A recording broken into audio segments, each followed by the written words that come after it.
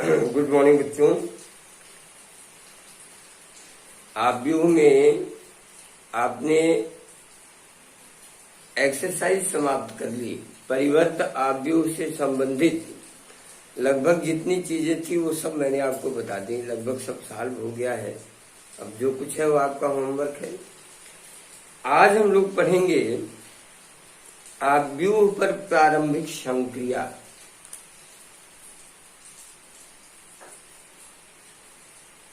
आव्यूह पर प्रारंभिक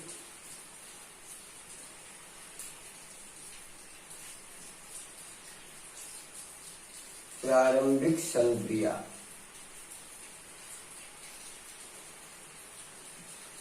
एलिमेंट्री ऑपरेशन ऑन मैट्रिसेस। क्या है ये? आव्यूह पर प्रारंभिक संक्रिया के अंतर्गत आव्यूह के किन्हीं दो पंक्तियों को आपस में बदला जा सकता है, यानी उनका स्थान चेंज किया जा सकता है।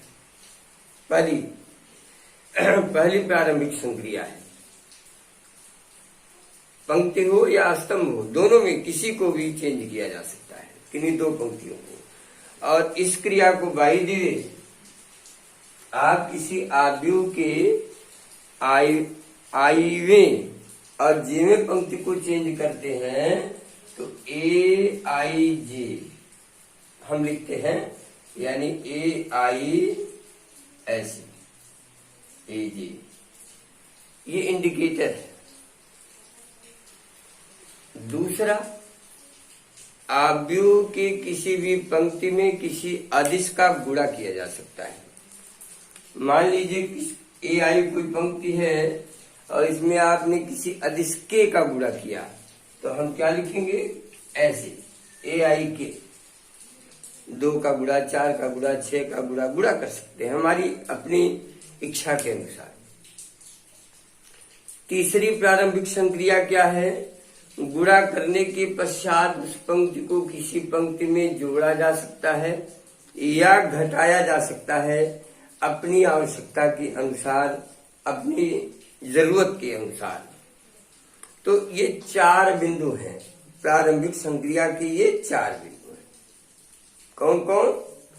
आव्यूह में पंक्तियों या स्तंभों को आपस में बदला जा सकता है, किसी अदिश का किसी पंक्ति या स्तंभ में गुणा किया जा सकता है, गुणा करने के पश्चात उन्हें किसी पंक्ति या स्तंभ में जोड़ा जा सकता है। ये कुल मिलाकर के प्रारंभिक संक्रिया के पद हैं। अब हम आते हैं तुल्य आव्यूह, इक्विवेलेंट मैट्रिसेस।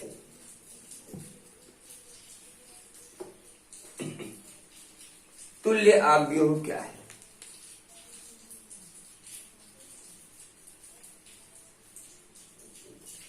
तुल्य आव्यूह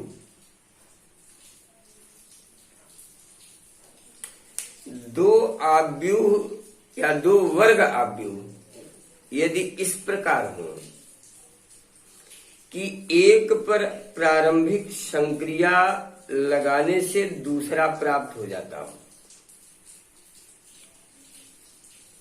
तो इस प्रकार के आव्यूह को हम तुल्य आव्यूह कहते हैं। फिर से एक बार सुने।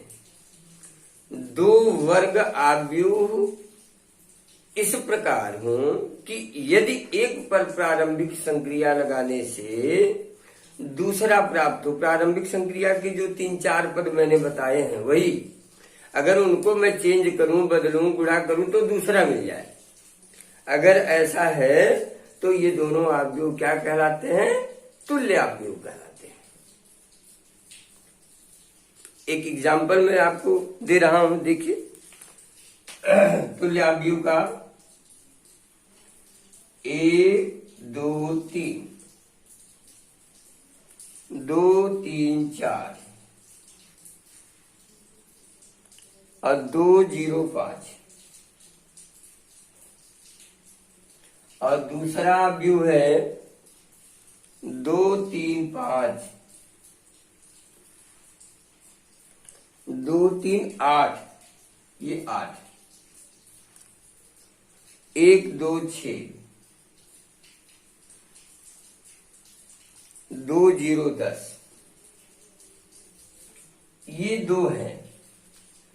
अब अगर हम यहाँ पर प्रारंभिक संक्रिया लगाना चाहें तो जरा देखिए ध्यान से बच्चों, हम इस दूसरी पंक्ति को पहले की जगह और पहली पंक्ति को दूसरे की जगह कर देते हैं। भाई हमने इनका बदला जा सकता है तो बदल दीजिए।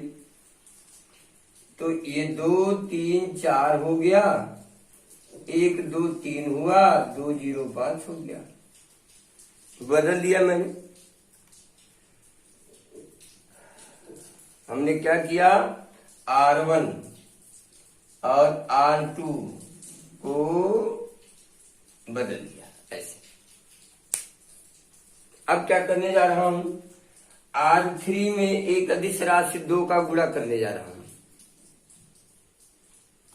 2 का गुणा कर देंगे तो क्या मिलेगा, R3 नहीं C3 में 2 1 2 3 2 0 8 6 10। हमने क्या किया, C3 10 to 2 C3। अब आप जरा इसका और इसका तुलना करके देखिए तो 2 3 8 2 3 8 1 2 6 1 2 6 2 0 10 2 0 10। यानी हमने प्रारंभिक संक्रिया द्वारा दूसरा अवयव प्राप्त कर लिया, इसलिए ये दोनों अवयव तुल्य अवयव है। मुझे लगता है आपको समझ में आया होगा। अब जो तीसरा वर्ड मैं बोलने जा रहा हूं, व्युत्क्रमणीय अवयव, 2 वर्ड है।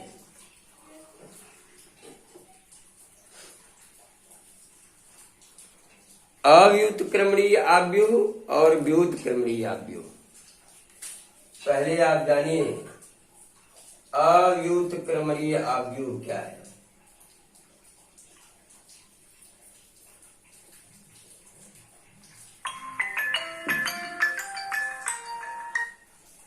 हेलो हेलो, प्रणाम भैया, कौन? हाँ हाँ बताएं सर।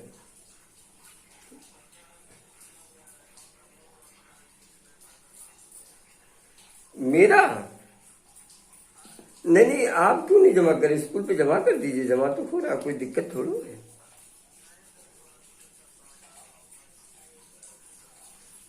हाँ तो अब मेरा अकाउंट नंबर भैया, हम अभी तो कैसे बोले, अभी तो मैं मान लीजिए ऑनलाइन क्लास ले रहा हूँ। हाँ ठीक है, अभी हम अभी थोड़ी देर में इसी नंबर पे कॉल करके बता देंगे। अच्छा ठीक, मैं कोशिश करता हूँ। हाँ एक क्लास ले लूँ, इन्हीं लोगों का क्लास है, इसके बाद हम आपको फोन।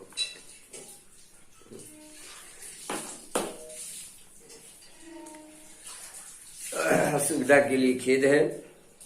आइए आगे चलते हैं। अव्युत्क्रमणीय अवयव,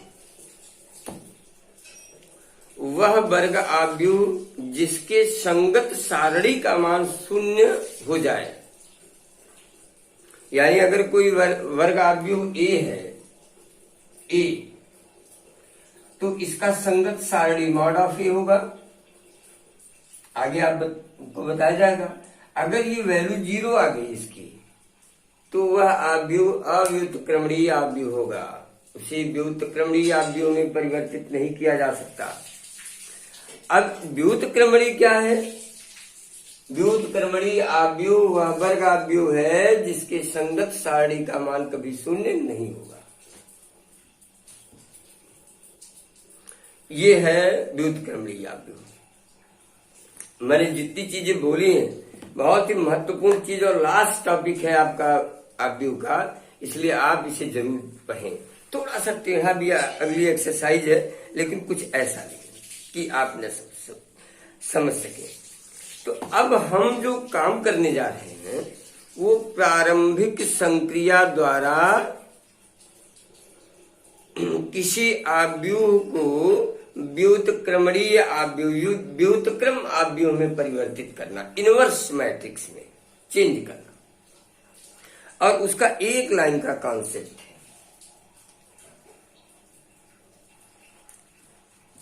प्रारंभिक संक्रिया द्वारा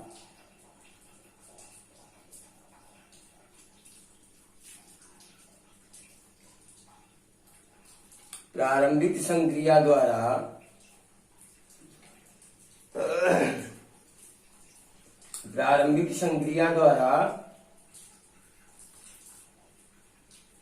व्युत्क्रम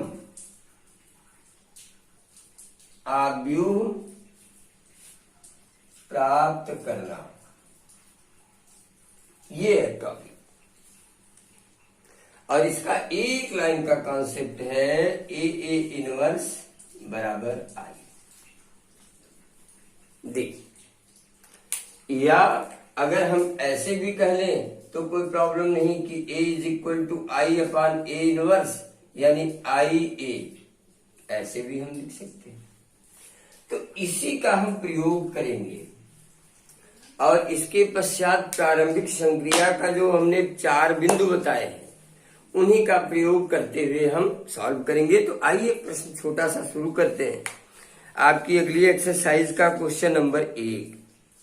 अब 2 गुणे 2 क्रम का मैं इसमें जितने क्वेश्चन है सब आपको होमवर्क दे रहा हूं, मैं एक बता रहा हूं, उसके बाद आप करिएगा, फिर 3 गुणे 3 क्रम का हम बताएंगे। देखिए, आव्यूह की प्रारंभिक संक्रियाओं द्वारा निम्न आव्यूह ए का व्युत्क्रम ज्ञात कीजिए। ए इक्वल टू 2174। हमको ए इनवर्स ज्ञात करना है। क्या ज्ञात करना है? A inverse. अब बच्चों ध्यान से देखिए, ए इक्वल टू आई ए हम लिख सकते हैं। तो यहां पर हम 2174 इक्वल टू ए इनवर्स ऐसे लिखिएगा बल्कि, ठीक है। तो यहां लिखने की आवश्यकता नहीं। और आई क्या है? आई है आइडेंटिटी मैट्रिक्स। जिस क्रम का ये है उसी क्रम का आइडेंटिटी मैट्रिक्स लिख लीजिए ऐसे। देखिए, आई बन गया। अब हम यहां प्रारंभिक संक्रिया इन दोनों पर लगाएंगे। याद रहे, प्रारंभिक संक्रिया की शर्त यह है कि यदि आप पंक्ति के सापेक्ष लगाते हैं तो समस्त क्रिया पंक्ति के सापेक्ष ही होगी, और यदि आप स्तंभ के सापेक्ष परिवर्तन प्रारंभिक संक्रिया लगाते हैं तो स्तंभ के सापेक्ष ही संपूर्ण क्रिया होगी। एक ही में दोनों नहीं करना आपको, चाहे आप पंक्ति के सापेक्ष करें चाहे आप स्तंभ के सापेक्ष करें, जैसे आपको सुविधा है वो, लेकिन दोनों एक ही सवाल में मत करना। अब जैसे मैं इसमें क्या करने जा रहा हूं, देखिए मैंने क्या किया, C1 से C2 को घटाने का निर्णय लिया।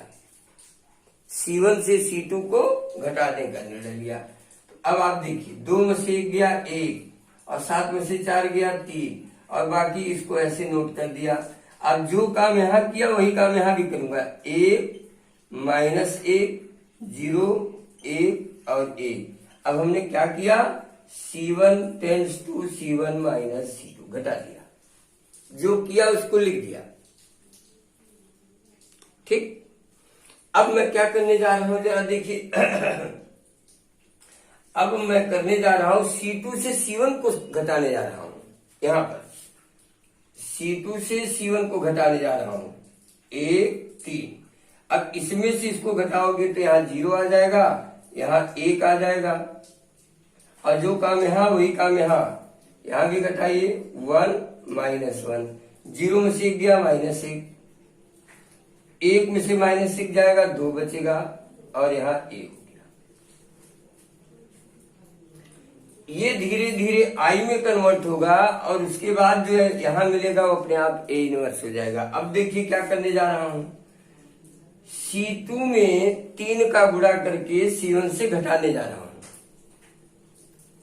हमने यहां पर क्या किया, हमने किया C2 tends to C2 minus C1। जो करिए वैसे लिख दीजिए। अब इसमें 3 का गुणा करके फिर घटाइए।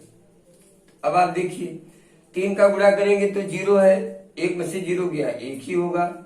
यहाँ 3 का गुणा करेंगे तो 3 में से 3 गया 0 हो गया। यहाँ कुछ नहीं करना, यहाँ भी वही काम करिए। -3 और ये कितना हुआ 4 और 3 दूनी 6 -7 -1 और 2 और 1